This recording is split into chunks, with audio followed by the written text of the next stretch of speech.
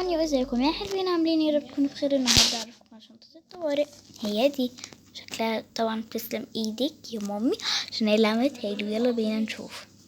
اول حاجه معايا ظرفين ومنديلين اهم 2، ومعايا لزق جروحي و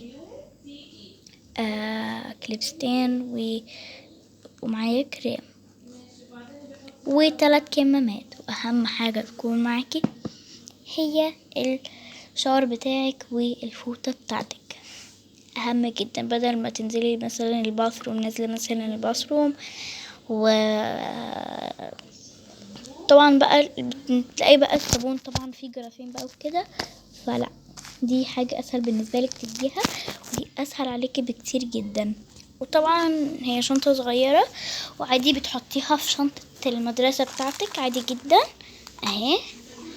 ماشي، بحطها في ايه؟ انا بحطها في اصغر سوستة. طبعا هنا كنت حاطه الظرف، وهنا هحط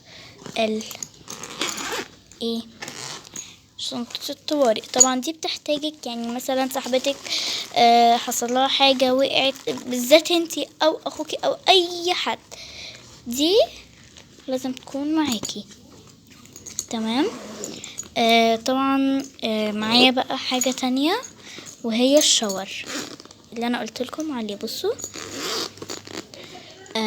ببدأ ان انا كده مش عارفة ليه، وهبدأ ان انا كده اخد الشاور بتاعي واحطه جوه في الشنطة. تمام، ببدأ ان انا احطه كده او كده، بس انا فضلته كده. وعادي بقى، ده بيكون حاجة سهلة عليكي جدا ومش بتاخد منك اي وقت يا حلوين. اخر حاجة حبيت ان انا اعرفكم عنها المقلمة بتاعتي. بصوا جميلة جدا، تعالوا بوريكم.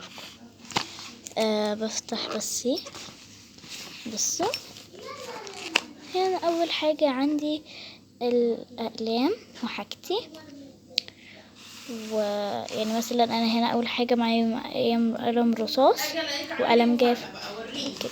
تاني حاجة معايا قلم رصاص سبورة والوان واستيكة وبراية اهم حاجة. وهنا بقى الواني، هنا انا الواني طبعا 24 لون، بس انا عشان كده واخدة هنا مساحة شوية. بس كده نكون وصلنا لنهاية الفيديو. ما تنسوش لايك وشير وسبسكرايب كومنتات عشان ينزل لكم كل جديد. باي.